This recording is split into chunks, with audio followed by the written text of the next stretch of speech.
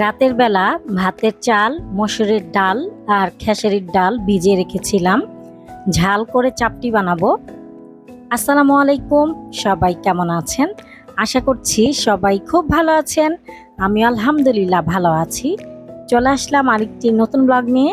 আশা করছি সবাই একটা লাইক দিয়ে শুরু থেকে শেষ পর্যন্ত দেখবেন। এখন আমি এই চাল ডালকে খুব ভালোভাবে ধুয়ে নেব, তারপর ব্লেন্ড করব।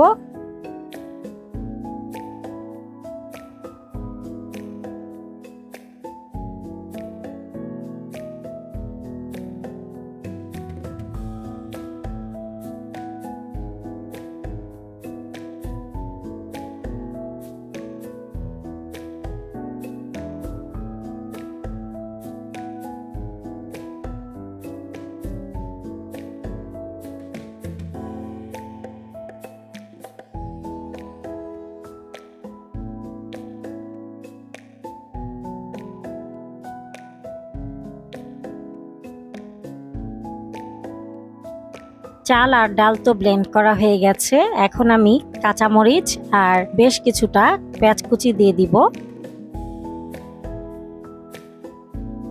পেঁয়াজ আর কাঁচামরিচটাকে আমি হালকা করে ব্লেন্ড করেছি। এখন এই মিশ্রণের সাথে দিয়ে দিব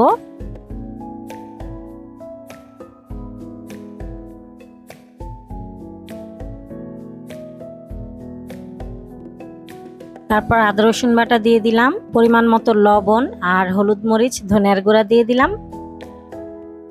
বেশ পরিমাণেই দিলাম, একটু ঝাল ঝাল করেই বানাবো।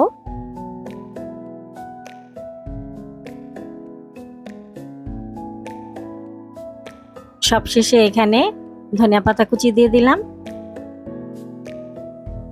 এই তো এখন খুব ভালো মতো মিক্স করে নিব। আমার চাপটির ব্যাটারটা হয়ে গেছে, এখন আমি ভেজে নিব।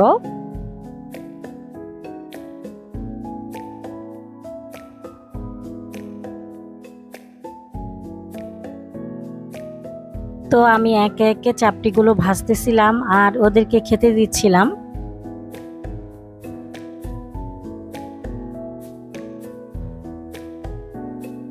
সবার খাওয়া শেষ, এখন মেয়ে আর আমি খাবো। মেয়েকে দিয়ে দিলাম আর এখন আমিও খাবার নিয়ে বসলাম।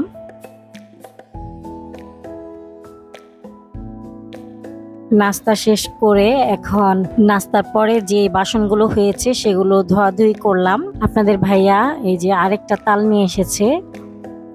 গতকাল রাতে 2টা তাল এনেছিল আর আজকে একটা এনেছে, মানে 3টা তাল। এই তালটা অনেক সুন্দর দেখতে, আর কালো কালো এরকম কালারের তালগুলো খুব ভালো হয়, মিষ্টি হয়।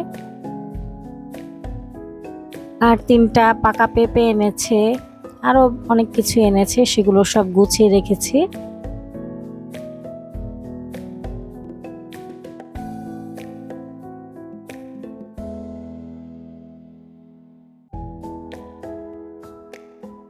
এখন আমি একটা পেঁপে কেটে নিব। এই পেঁপেটা আগের ছিল, এটা পাকা, আর আজকের গুলো কালকে খাওয়া যাবে।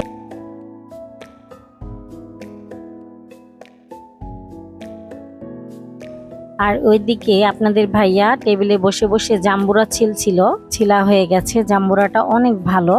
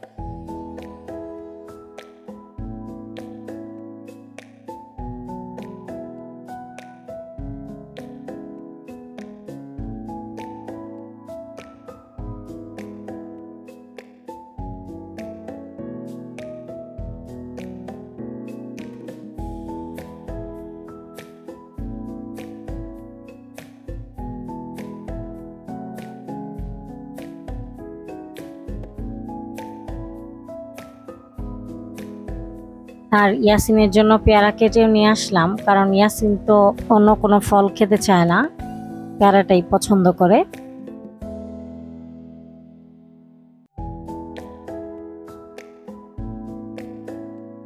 আমিও ওদের সাথে বসে একটু ফলমূল খেয়ে আসলাম।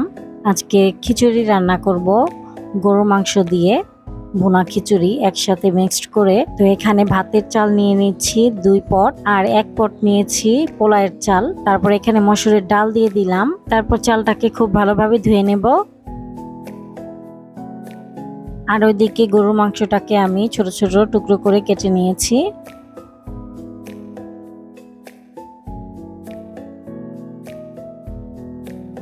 এখন চালটাকে এই চালনিতে ঝরা দিয়ে দিব।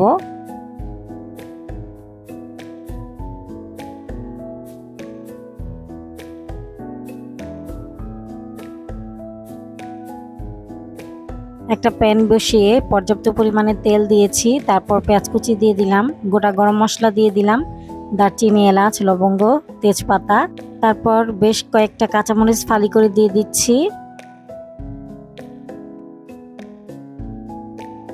পেঁয়াজটা যখন নরম হয়ে যাবে তখন এখানে হলুদ, মরিচ, ধনিয়ার গুঁড়া দিয়ে দিচ্ছি। গরম মশলার গুঁড়া দিয়ে দিলাম, এটা আমার বানানো গরম মশলার গুঁড়া। তারপর পানি দিয়ে দিব। আদা রসুন বাটা দিয়ে মশলাটাকে ভালোভাবে কষিয়ে নেব। আর গরম মশলার গুঁড়ার ভিতরে জিরার গুঁড়াও আছে, এজন্য আর জিরার গুঁড়া এক্সট্রা করে দিলাম না। এই তো আমার মশলাটা কষানো হয়ে গেছে। এখন আমি গরুর মাংসটা দিয়ে দিচ্ছি। গরুর মাংসটাকে মশলার সাথে কষাবো ঢেকে দিয়ে।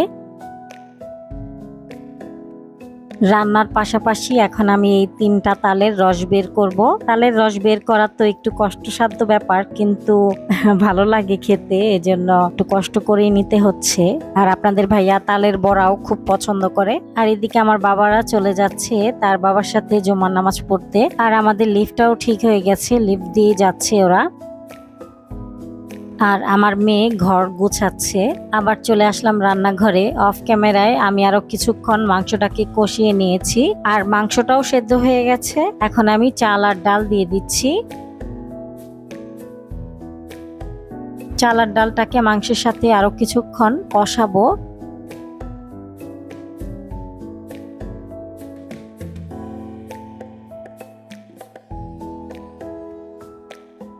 তারপরে আমি এখানে গরম পানি দিয়ে দিচ্ছি। এই পর্যায়ে লবণ চেক করে আমি আরো কিছুটা লবণ দিয়ে দিলাম, কয়েকটা আস্ত কাঁচামরিচ দিয়ে দিলাম। এখন ঢেকে রাখবো 10 মিনিট পর। এখন আমি খিচুড়িটাকে নেড়ে দিব।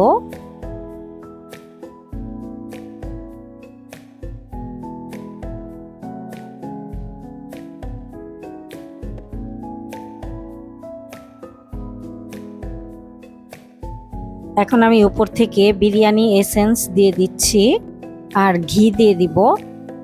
তারপর আরো 10 মিনিট দমে রাখবো। আর ওইদিকে তো আমার 3টা তালের রস বের করা হয়ে গেছে।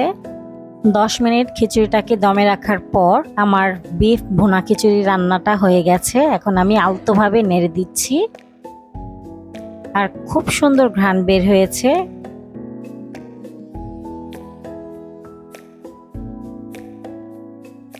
দুপুরের জন্য খাবার টেবিল রেডি। তারা বাবা ছেলেরা নামাজ পড়ে চলে এসেছে, ওদেরকে খাবার দিয়ে দিলাম। আমি আর মেয়ে একটু পরে খাবো, আমাদের নামাজ বাকি আছে।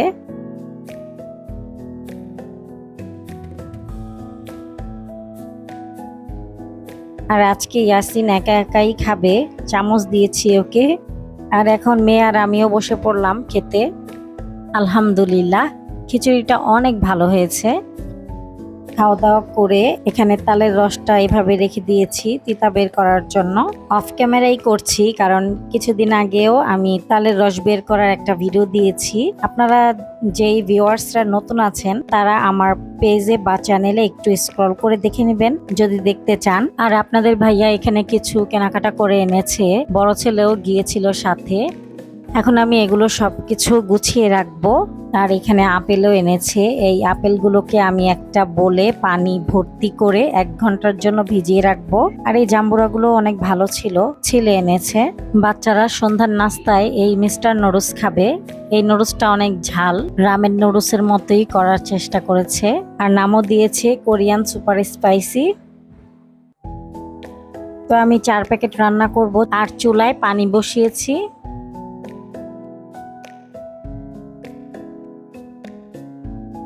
সবগুলো প্যাকেটে নুডলস ছেঁড়া হয়ে গেছে, এখন পানিও বলক চলে এসেছে। নুডলসগুলোকে দিয়ে দিলাম। নুডলসটা সেদ্ধ হয়ে গেছে, এখন আমি ছেঁকে নিয়েছি। আমি একটা প্যান বসিয়ে পর্যাপ্ত পরিমাণে তেল দিয়েছি, পেঁয়াজ কুচি দিয়ে দিলাম, তারপর 2টা ডিম দিয়ে স্ক্র্যাম্বল করে নিচ্ছি, তারপর টমেটো দিয়ে দিলাম আর নুডলসের যে মশলা ছিল সেখান থেকে অর্ধেক পরিমাণে দিয়ে দিলাম। তারপর সেদ্ধ করা নুডলস দিয়ে দিলাম।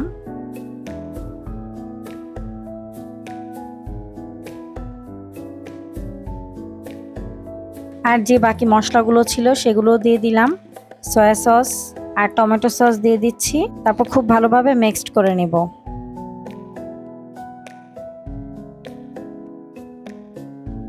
পরিমাণ মতো লবণও দিয়ে দিলাম আর লাস্ট পর্যায়ে ধনিয়া পাতা কুচি দিয়ে দিলাম। এটা ফ্রোজেন ধনিয়া পাতা, আর আমি এখানে এক্সট্রা কাঁচামরিচ ইউজ করিনি। আর এমনিতে এই মশলাটা যথেষ্ট পরিমাণে ঝাল।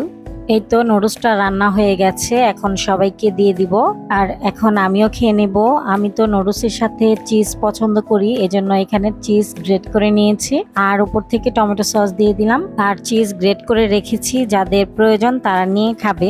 এখন পর্যন্ত যারা আমার ইউটিউব চ্যানেলটি সাবস্ক্রাইব করেননি তারা প্লিজ আমার চ্যানেলটি সাবস্ক্রাইব করবেন, আর ফেসবুক থেকে দেখলে আমার ফেসবুক পেজটাও ফলো করবেন। যারা করেছেন তাদের সবাইকে অসংখ্য ধন্যবাদ। ভিডিওটি ভালো লাগলে প্লিজ একটি লাইক দিবেন।